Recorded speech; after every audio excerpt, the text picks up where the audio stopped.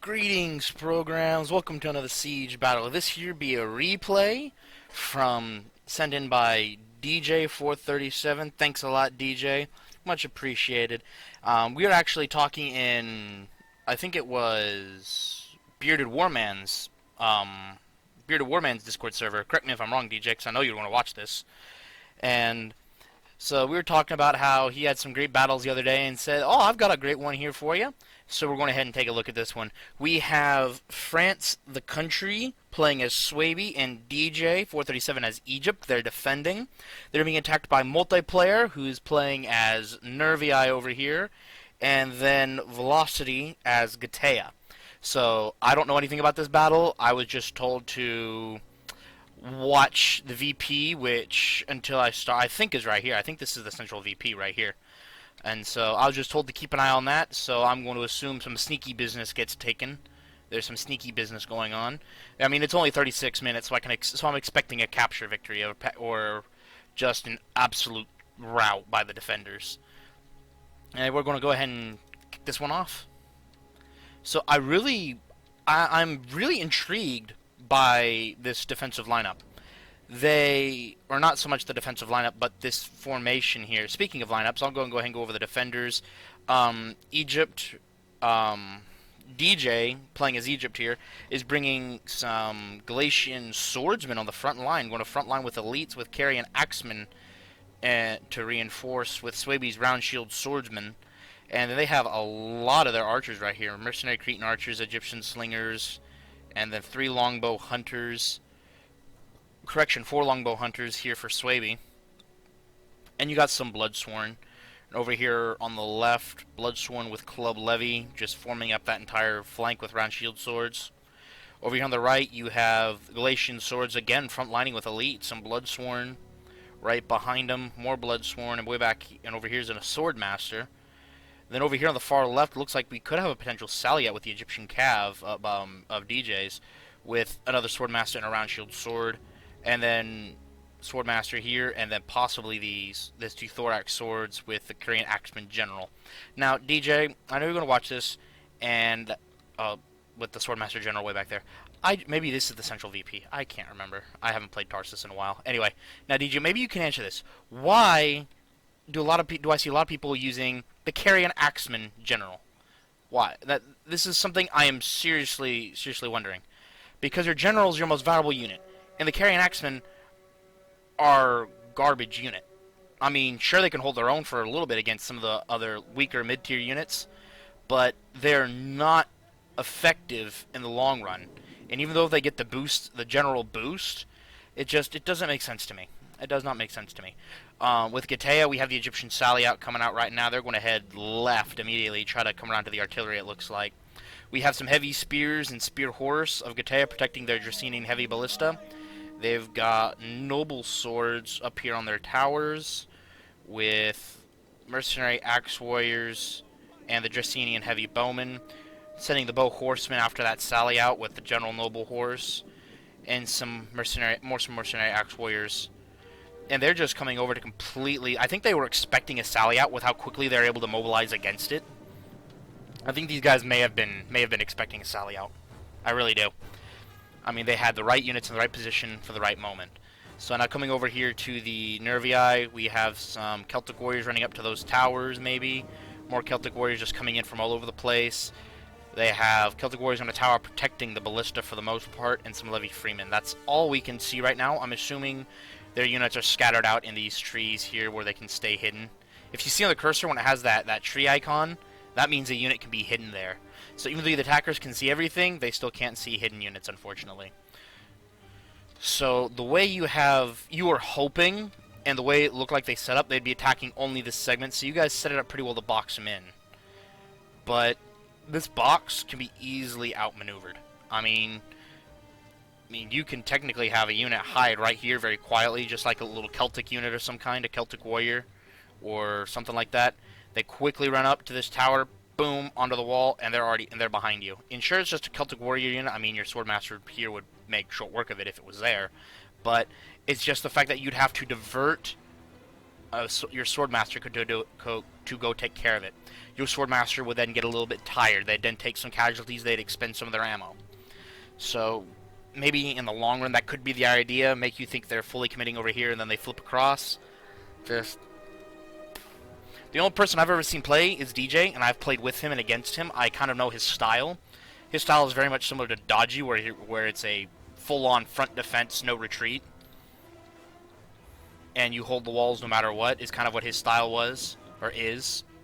I mean, as we can see, same thing with France the Country. He's just all up here. They're all up in the attackers' faces over here. And this wedge formation, I'm still... Man, I have no idea what the defender's strategy is. I mean, it looks like it's a hold the walls at all cost kind of idea here, but now that they have eyes in here, the artillery's starting to rain down on the archers. That's going to force them back, which will allow the attackers to move their archers up. The attackers have the walls. They have access to the walls now because they've put in a breach point here and they've captured the gatehouse, which means the attacker archers can get up onto the walls. And that's going to give them the height advantage they would need, even though they don't get the protection of the parapets, where it's on the opposite side of the wall. It gives them the height advantage they need to just focus down any units inside the fort, archers included. It gives them that extra range that gives them that height advantage. And now with the artillery raining down, that's either going after the archers or... One thing I don't like when people don't use flaming shot on artillery. Sure, it makes it just a little bit less accurate, but it's a lot easier, it's a lot more cinematic, and it's a lot easier for us commentators, us YouTube creators and content creators and stuff, to be able to tell what you're shooting at. Because we don't get the icons down here, we don't get anything, we'd actually have to hover over, so it looks like they're going after the archers, which do have the taking fire icon on them. And so the Giant Celtic Ballista already has 18 kills, expended some ammunition to bring down the wall, and is now just starting to shell this back line. And I have to assume either the Egyptian cavalry, they fell back, or they're playing Ring Around the Rosie out here. And yes, indeed they are. They're playing in Ring Around the Rosie. They're just trying to get as far away from this bow horse as they can, because they can't win it. Yeah, they're medium melee cav, but even if they split up, they wouldn't be able to catch the bow horse, because the bow horse would be able to shoot while they're running. So they get chased halfway around the city and back inside the gates. And so... now they're completely pulling back. They're using round shield swordsmen to kind of hold up the Celtic warriors to hold them still.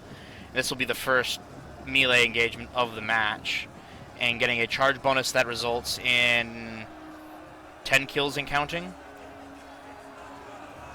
15. Yeah, it looked like the charge got 12 kills, and now they're just dropping like flies. It looks like the Galatian swords took a heavy beating from the artillery. Yeah, they lost over half their unit. This one right here lost over half their unit. They haven't seen any action yet because of the artillery. Now, see, that's one thing. That's a risk you take when you frontline with elites. When you frontline with elites, that's just a risk you got to be willing to take. They get peppered down with archer fire, and now they're actually using the Celtic Warriors' 25 charge bonus to an advantage by keeping one in combat at all times and then pulling it off right as the other one starts to charge in. It gets that charge effect without allowing the round shields to really counter. So they're just sitting there taking charge after charge after charge. I mean, they've only got 31 kills and have lost about 40 guys. And here we're about to see another cycle. Either they're about to charge in, and let's see how many kills does this charge get. And you can usually tell when the charge gets the kills when the number spikes. When I say spikes, I mean drops. Like right there. And like a second it went from 111 to 105, now it's down to 104. And the charge also just shoots their morale to pieces. Yeah, the defender's left flank completely fell back. Their center completely fell back. It looks like their right is in the process of retreating now. It's in a kind of semi-disorganized retreat. It's just a mass retreat right here. They're just falling back from any and all positions except the one here at the gatehouse, where the round shield swords are going to continue to they're going to light up some Celtic warriors. I mean, they're going to see if they can get their 24 charge bonus off. And I'm not sure if they did. They got into melee before they could attack, before the Celtics could throw their javelins.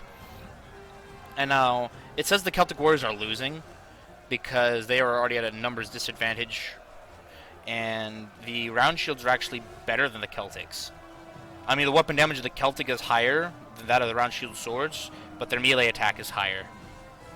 The Celtics have a higher melee defense. Their armor's higher, and their health is the same, But the round shield swords have slightly better morale.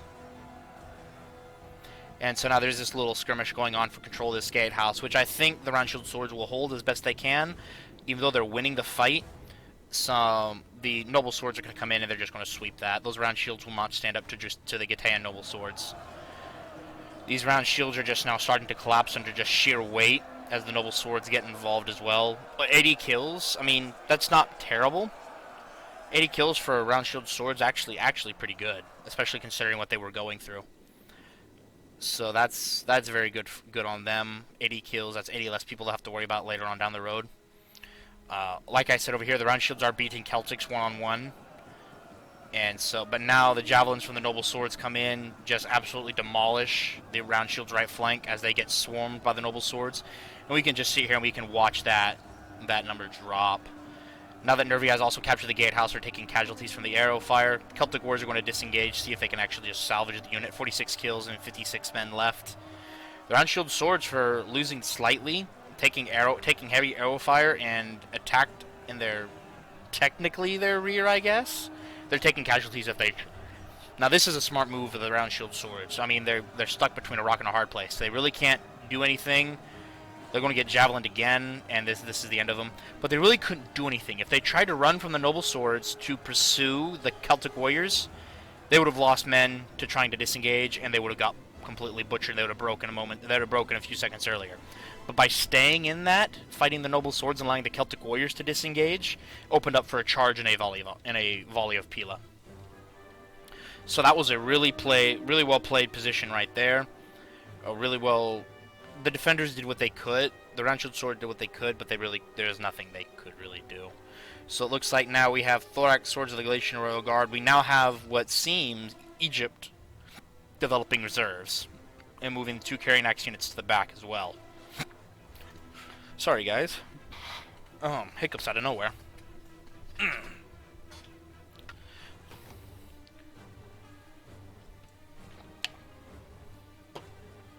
Alright.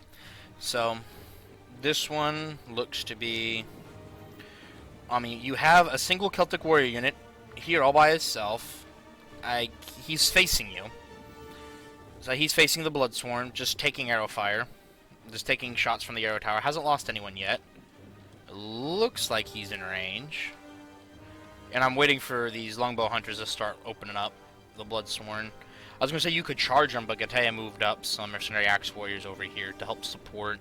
I think this is where the beginning of the attack on the inner part of the city begins. With infantry clashes here between the Celtic warriors and Bloodsworn. Axe warriors and Bloodsworn here, with axe warriors to reinforce. The Bloodsworn won't let them just sit there and volley. They're actually going to charge. And the charge bonus, how are they... Oh, because they started to turn around when they started moving. That's how they got attacked in the rear. That explains. That was that. They turned around just a moment, started moving away before just the Bloodsworn charged in. Round shield sword's going to come in and get a volley off to try and see if we can clean up the Celtic warriors here really quick. They will take a few casualties as they retreat and let the mercenary axe warriors go in, who have a 20 charge bonus, but they'll be countercharged by the round shield warriors who are pursuing the Celtics. Now, something I don't know for sure. I don't think the mercenary axe warriors have Pila. Ooh, now this could be a deadly opportunity here. All these Gallic countries, now that we're seeing more of Nervi's army, some Oathsworn, at least 4 units of Oathsworn, then 5 for the general. They've got a Levy Freeman, Celtic warrior right there, and the artillery just sitting here. Getaea still sitting out here for fearing of the Egyptian cav, with a heavy spear, the bow horse, and his general. Now something I don't see, I think his artillery has a line, and they have the range. Why don't they just start opening up here in the center? When they definitely have a line, why not just start shooting down this street, or this one? Sure, some of your shots are going to miss, but other ones are going to hit home, land good shots, and some of them will get glancing blows. But this right here does not bode well. The Bloodsworn, they couldn't stay in combat. The round shield swords are close enough to the wall in combat that they'll be safe. They're fighting to protect the tower, but this Bloodsworn is just going to get chewed up by these Gallic hunters. They're just going to get chewed to pieces because there's nothing they can do. All they can do is just sit and take it. They're getting volleyed by 4 units, and they're losing 3 or 4 guys per volley. So that's 3 or 4 guys per volley, getting 4 volleys at a time, we're going to say 4 guys. That's 16 guys being killed per volley, per shot, and they already took 3 or 4, and so that's why they're down to. They've only seen a little bit of action. They've got 23 kills, but have lost about 40 guys to those bowmen, and their armor is not very good. So they're going to get. They would get. It's funny how here they're unshield swords, shirtless, armor of 40. Bloodsworn actually have shirts and a little bit of cape, armor 20. I find that funny. Wouldn't you think it'd be the other way around? The guys with more armor actually have more clothes on? Like Swordmasters, you can actually see some of the armor plating that they have through their fur cloaks. You can actually see some of their armor plating here, a little bit there. They have fur cloaks on, they have their little capes, their hoods, and their armor is 80.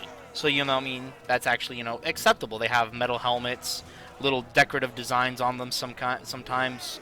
They actually have, it looks like they have armor on.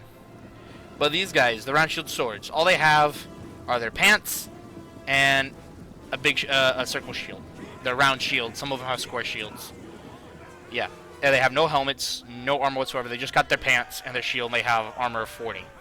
But these guys, who have pants, cloaks, shirts, actually bigger shields, the Bloodsworn, armor of 20.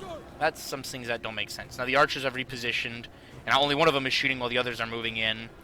So that's how that clash is going. Gataea did charge in with the Noble Swords against the Bloodsworn here. Combat is even, but the Bloodsworn are at a numerical disadvantage. 50 kills to 111. 89 to 121. And those are the only points of action right now. We do have a Carrion Axeman trying to slow down Mercenary Spear Horse and Mercenary Axe Warrior, which are now actually about to get flanked, I think, by the Club Levy. The Cav are going to try and volley into them, and it's not going to work. So this right here is going to now probably turn into a big mosh pit. While the Spear Horse, Heavy Melee, and Cav, they're trying to get out. Noble Swords just charged into the Club Levy. Noble Swords with a charge bonus of 36 just completely shatter the Club Levy. They're just completely gone. They don't have the armor or the weapon damage or anything to put up a good fight, and they lost about 40 guys to the charge, so they're broken. Noble Swords aren't going to get as good a charge off on the round shield swords, but they will get a decent one, kill 6 guys on the charge. While the Carrion Axe Warriors Carrion Axemen are doing as best they can against the Mercenary Axe. Thorax Swords have come in over to reinforce it, but I don't think it's going to be much more of a contest, especially when that Carrion Axe Warrior goes. Well, that Carrion Axe Warrior, their morale's recovering. They're actually going to fall back. DJ's going to pull them back and hope the Thorax Swords can deal with the Axe Warriors. I mean, they do have the numerical advantage, and they are slightly better. Their charge bonus isn't as good, but their melee, their armor, their health, their base morale is the same. But yeah, Thorax Swordsmen are better on pretty much all accounts, so they will eat alive the Carrion Axemen, the Mercenary Axe Warriors. I'm sorry. So it looks like Swaby's not quite ready to give up on this position just yet, but his round shield swords are starting to lose, and the Bloodsworn are going to come in and reinforce. They do have longbow hunters here, but they're not shooting. I think they're just there to kind of keep the Nervii archers away, maybe. Now, the Egyptian Cav does make a reappearance. They did take some casualties, it appears, while they were fighting. Maybe they took some casualties while they were running away from the bow horse on the other side. The Draceni, the Dracian Heavy Giant Ballista, they've moved their crew in. They must have either used up all their ammo or thought it was not worthwhile staying out here. I mean, they sit with 160 kills, so maybe they did use all their ammo. Same thing with the Celtic Ballista, but they only have 52 kills. They're moving over here. Now, it is possible, if your crew still has ammo, you can take them off your ballista and go put them on someone else's. Sorry guys, random yawn. Random yawn there. So, words are hard. What I think they're doing, I think Nervii, I think they still have ammo on their ballista, but they don't have an angle. They really do not have an angle. So what they're doing is coming over here to the Dracian Heavy Ballista to take it over, and then use its angle to just rain fire down on this plaza. They're going to rain fire. They're going to rain shots down on this plaza. They're going to rain shots down over here. It's probably going to be here where they're trying to hit. This is the highest concentration of the defenders. Yeah, are they still taking shots from that ballista? No, they're not. I thought for maybe a second the Scorpion here could hit them. Oh, this doesn't have a Scorpion. Interesting. Heavy siege tower without a Scorpion? What? Was it destroyed? Does it not? No, that's a Scorpion. Maybe it's just bugged. Maybe it's bugged out and the Scorpion isn't there. And it just looks like it isn't, but it is. Yeah, see? It looks like they're in position to be aiming one, but there isn't one there. I think it's just bugged. But anyway, so the Celtic Warriors doing their best. Round shield swords, sword masters, and longbow hunters. Sword masters have already been committed to the fray. Longbow's in the middle of it all, firing up on a flanking shot, eating up these noble swords. Just broke the mercenary axe warrior. Noble swords, 28 men left, 172 plus kills, 170 plus kills, starting to break. They might be done in here in a minute. It's funny, they got 170 kills and they've only got one chevron. For a second, it looked like they didn't have any. Maybe these Celtic warriors in here. And we just see the projectiles from the slingers, it looks like. I think they're slingers. Yeah, the Egyptian slingers and the Egyptian mercenary Cretan archers just starting to light up the backline over here. The Nervii Gallic hunters just trying to light them up. Now, the Gallic hunters are greatly inferior to the mercenary Cretans. So if they're not careful, they're about to lose their archer unit right here. And as you can see, they've only taken about 40 casualties. 40 of their men are killed, and they're already starting to break, so they're pulling out. This unit is just going to keep shooting at the slingers, which the slingers, they do an AP. They do armor piercing damage, so it is a good idea to get rid of them. And they do have a lot of ammo, but personally, I think the mercenary Cretans are more of a threat. So it looks like the defenders are holding. So they keep telling me to watch point. I'm being careful. I'm thinking the VP. It might be here because it has that big star there. But I'm gonna come back over here and look at this point. No, this one has it as well because it's a VP. So I'm not sure which of these three is the actual VP. I honestly don't know.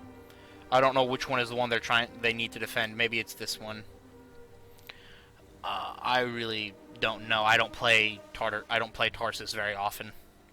The Egyptian general is here. They have not taken any damage nor seen any action. It looks like that Getaea is starting to run out of forces. All they have are their ranged units, and it still looks like Egypt and Suebi still have a lot of infantry left. A lot of infantry reserves still.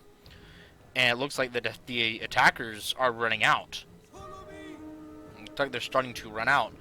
Galatian swordsmen now starting to be committed to the fight. Galatian swordsmen depleted. Mercenary Cretan archers with casualties. I think they broke the Egyptian slinger unit. I mean, everyone's coming down to what they have left. Mercenary axe warriors, noble swords fighting sword masters and Galatian swordsmen. Bow horse trying to be helpful here. We have the 3 Dracian Hevia bowmen and their artillery piece here.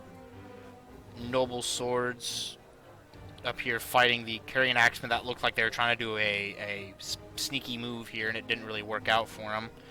Mercenary Cretan archers here with ammo, not doing anything. I don't think they know they're there. If DJ forgot about his archers here, that could spell disaster, because those archers are the only thing keeping an eye on this rear flank. Only thing keeping an eye on that. If they were able to actually pull a flank around, and yeah, I don't think they realize they're there. I think he forgot his archers. There he goes. Now he's pulling it back because he saw the Getaean general moving around. He saw the general coming. He's going to try and shift some thorax swords over there to try and hold that line. But these thorax swords won't last long against these noble swords. They've already lost almost 70 men. I mean, they're 1 for 1 on their KD, just about 90. They've lost 78. They got 75 kills. So now these Bloodsworn could, Yeah, the Bloodsworn are going to try and get into those archers while they're getting shot at. This whole battle now, this whole plaza here is just chaotic. This plaza is too open. If you're not holding one of their choke points, it's just too open. So the archers and the Thorax Swords were safe for now. To prevent the flank, the Thorax Swordsmen were charged by the Noble Horse General. Now we just have this Noble Swordsman eating alive the Carrion Axeman. I think they're about to break, and that's going to free up that Swordsman. This whole area right here, this right here has been a constant point of contest. This has been a constant point of contest this entire battle. This right here, but not as much. But now you can see this whole line is just dissolved. I think these Oathsworn, they're resting. They're about to charge these Swordmasters as soon as that unit broke. They're either volleying or they're charging. Funny, they're eager, but their friends are routing. So these guys are eager. They're winning current combat. There's 101 versus 142. If the Oathsworn were to charge, it would be devastating. Which they're going to charge right now that they've fallen back into a line next to the Mercenary Cretan Archers. If they can somehow over-penetrate on the charge, then they might be able to cause some damage to the archers as well. So they're like 101 Swordmasters there. Charge comes through and does over 15 kills. 15 kills on the charge. That was 15 men they would have desperately needed to face these Oathsworn. Well, the archers are just sitting there right behind it, trying to provide some support. Oh wow, this is a nice move by those Celtic warriors. They are getting shot by the Mercenary Cretan archers, but they're volleying straight down onto these Swordmasters and the Galatian swords, which is enough for these Celtic warriors to hold them in place while the Earthsworn charge in. Longbow hunters are moving up. There's nothing left holding this flank. If these 3 units go, there is nothing left to stop this Narverni.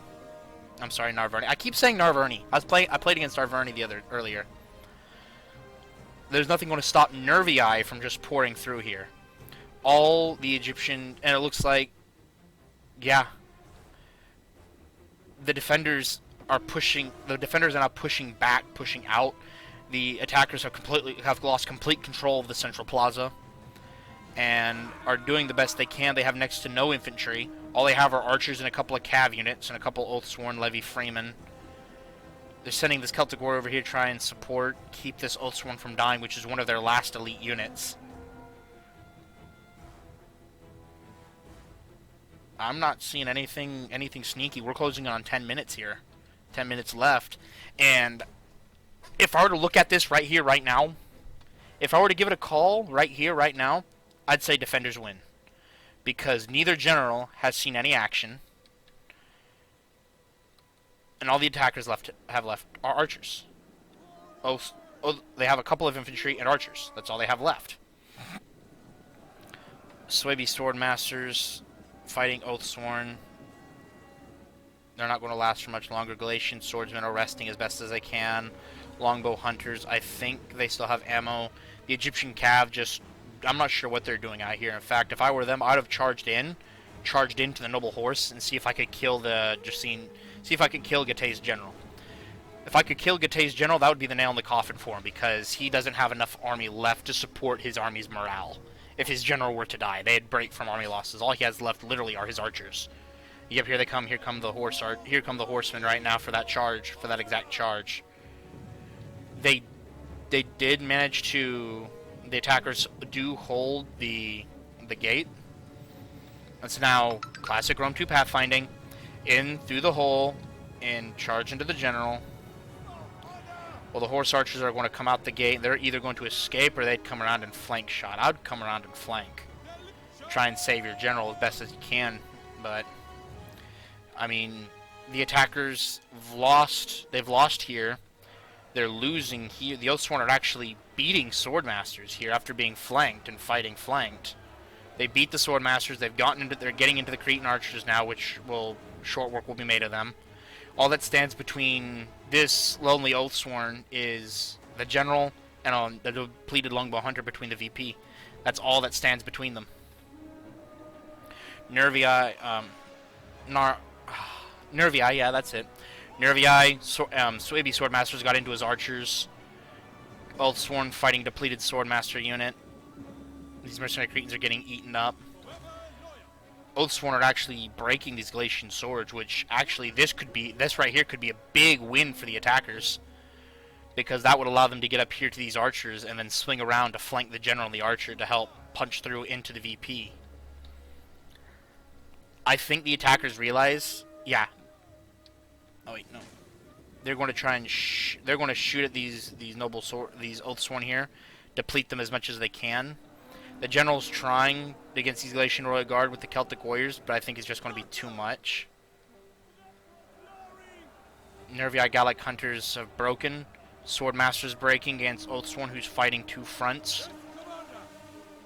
This Oathsworn, unfortunately, is breaking. Swordmasters have taken a few casualties. The general, but has gotten 20 kills. Mercenary Cretan Archer is either toggled in melee or out of ammo.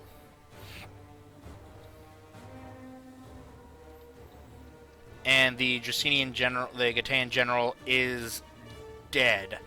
Dead or routed from the field. I don't see him at all. So they said, watch for something sneaky. I mean, oh. This could be it right here. This could be the sneak. That could be it. Can Nervii keep his army alive long enough so that unit doesn't break? I mean, they have to get moving right now. Otherwise, their tower's going to burn down, or their army's going to mass rout, and they're going to lose, and they're going to run out of time. But that is beautiful. That is beautiful. I was looking down here on the map, but down here on the map, I'm only looking up here. I didn't pay attention to this. Because if I'm looking right here, if I don't know it's there, I don't register it. And I did not know it was there. The attackers have punched through and are taking this arrow tower so they can stop getting shot by it, or they're going to get it neutralized enough that they can capture it while they walk through. Longbow hunters in melee are going to try and slow down these Oathsworn, but I don't think it's going to happen. I think they're going to get countercharged, and they're actually going to lose a lot of men. I don't think they get very many kills, but they're just going to get absolutely wrecked by the Oathsworn. And now that they control the arrow tower, they're just going to get completely shredded. And they break instantly there. So now the attackers have a position, and no one is paying attention. No one is paying any attention whatsoever to the 2 units of Levy Freeman that have been hiding in these trees for who knows how long. This is very clever. Very clever. That is very good. I applaud you guys. I applaud you. I applaud multiplayer and velocity. I'm not sure if you can hear, but I am applauding you right now. Well played. You are well played. You're keeping enough of your army alive long enough. Your general is dead, unfortunately, but you're keeping them occupied just long enough. Hopefully your archers can take out this longbow hunter fast enough so that his Oathsworn can turn around to fight these thorax. I mean, are they shooting or are they trying to general snipe? They're trying... Oh, they're going after the general. They're going after the Swabian general, which is not a bad idea. But I do believe it do be too late. One unit Levy Freeman about to capture... This is, in fact, the VP here. All they have to do is take the VP and then line up right here. Right here. And not let him in. And hope a charge doesn't overpenetrate. Now, they're having to do this quick and quiet. I mean, if I were over here, if I'm attacking, if I'm defending, I'm thinking, okay, they only have a couple of units left. Only have these couple of units left. So, let's say we got it in the bag. We do have to chase down that horse archer. We do have to chase down that artillery because they're not breaking yet. But, of course, I'd be like, you have next to nothing left. Why aren't you breaking? Of course, about now is when I'd start looking around for any hidden units. Not earlier, not before. I'd start looking around now. And, of course, I'd have probably seen this about right now. I'd have seen that they're taking the point right now is what I would have seen. And I'd have just probably ran my general all the way back. Which I don't think they've noticed yet. I haven't seen anything. They use battle rhythm on the Galatian Royal Guard. They're either about to charge the horse archers or they're taking the long way around. Instead of cutting up through here and coming up. I still don't think they've noticed. We've got less than 3 minutes, and unless something changes right now, it's over. The attackers are going to win. They have one unit of Levy Freeman in point, the other one scaling the tower to get onto the wall, approaching point. And, dude, they've taken the point. They've capped VP. They've capped the VP. And now everyone's like, oh, frick. But they don't have the time. The defenders don't have time. Takes 2 minutes. Now that they've taken the VP, they can leave. They can leave the circle. They're probably just going to sit right here and right here. Right here, right here. That's all they got to do is sit right in those two spots. And they will own. They own the point. They own the point. There's no way they can get anyone back there in time. No way. So, less than 2 minutes. We know they're going to be running back. Let's see how quickly it takes them to get back there. I'm doing 3 speed. I'm going to watch from over here. We're doing 3 speed. The only reason they haven't broken is because they control point. That is the only reason they have not broken. So, the Bow Horsemen are going to go down, slow those guys down. Levy Freeman, they're going to move in a position where they can volley at and then probably flank the general. And then you have the Thorax Swordsmen. This guy's just chilling. But they're over here. They're going to capture this VP so they can, and that was it. Nothing could be done. The general, they couldn't have made it, and they weren't going to make it in time. Costly enemy victory. I'd have said the attackers had it, but they just weren't. It was literally an underhanded move. It was literally a surprise attack there. So we're going to go look at these. France the County, Swaby deployed almost 2,900 men, lost 2,600, so he only had like 200 guys left, 300 guys left. That's all he had. And as you can see, the only people he had left were his Levy Freeman. And they won the day. Oh no, only people, that's Nervy, I'm sorry. Looking over at France the County, only troops he had left were a couple of Bloodsworn and his general. That's all he had left. Or not including the routed units. But yeah, all he had is general left. DJ deployed 2,400 exactly, lost 1,713.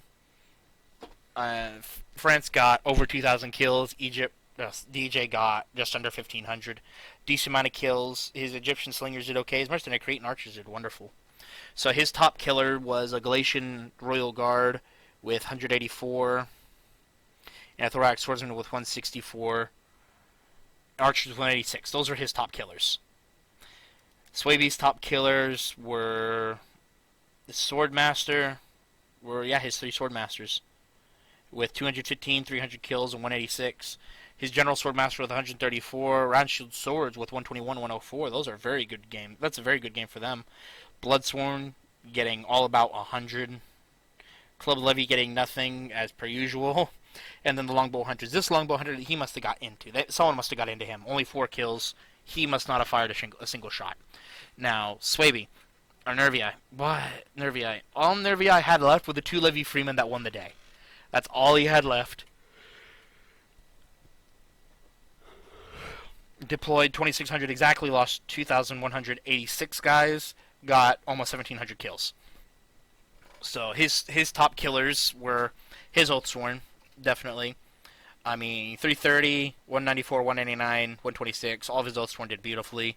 Oathsworn General getting 132. His archers did okay. One of them getting almost 100 kills. Celtic Warriors getting over 100 kills, and everyone else doing about average 60 to 70. His Ballista getting 84. That's pretty solid.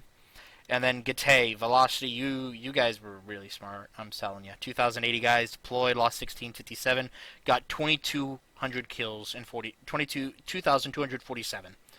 Noble Horseman got 113, 108 on the Spear Horse, 117 with his Bow Horse. Artillery getting 160 kills. I think that's one of his top killers. His other 3 top killers were all of his Noble Swords, 346, 266, 175, 177. And then Mercenary Axe Warriors, 141 and 68, getting some of the best ones. Heavy Spears getting 94, and then his Archers, 3 of them getting, all of his Archers except for the one Dracaena Heavy Bowman, getting over 100 kills. So, all in all, a well played battle, a very close one. I would have sworn the attackers had it up until I would have sworn the defenders had it until I saw the Levy Freeman at the back. I did not see that until he started pushing it. And if I were actually playing, I would not have seen it. I would not have seen it until the last possible moment. I would have seen it as I probably would have seen it as they were capping point. That's all I would have seen. And so maybe I could have got there in time to stop it. Maybe not. I don't think I could have, especially with how weak and how tired and depleted my units were. I don't think he could. I don't think I could have made it if I'd noticed earlier. I'd have to have noticed them on the tower and started shifting guys back immediately. But anyway, thank you guys so much for watching. Please leave a like, and please leave a like, sub if you haven't, and leave a comment down below. Tell me what I can do differently, what I can do special. I certainly hope you guys liked the stream. I tried to get it up yesterday. I streamed it on Saturday, and then I posted it yesterday, being Wednesday, today being Thursday. And I hope that's how it was. I also learned something last week that broke my heart. A channel that I like watching very much, MXR Plays, got mass demonetized. They're career YouTubers. They've lost a bunch of their income now. And in the span of 20 minutes, someone power tripped them. So I know I'm just a small YouTuber. I can't really do anything about it. But you, the viewers, you can do something about it. I'm leaving a link to their channel below. If you haven't subbed to them already, go check them out. They're really good guys. They're really good. It's a couple. They're dating. I think they're planning to get married sometime. I don't know when. Trust me, I wish I did, because it'd be cool. But just go give them an extra couple of views. Give them an extra couple of subs. Anything to help them rebuild. So, and show them that the YouTube viewer base is still here supporting them, and that they have not been completely abandoned like YouTube probably wants them to think by demonetizing half their crap. So anyway, guys, thank you so much. Also, one more note, my Discord, I now have a YouTuber Discord. It is public. A link to that will also be held below. So there's at least 2 links below. One to the YouTube of MXR. Please go and help them. And then another one is to my YouTube Discord. Come and join us. We'll have fun. We'll play some games. You can hang out with DJ, the Dodgy Gob, if you know him. He's there too. And then you can always find me and Jedi Riven there always. Thank you guys so much for watching. This is Master Control. End of line.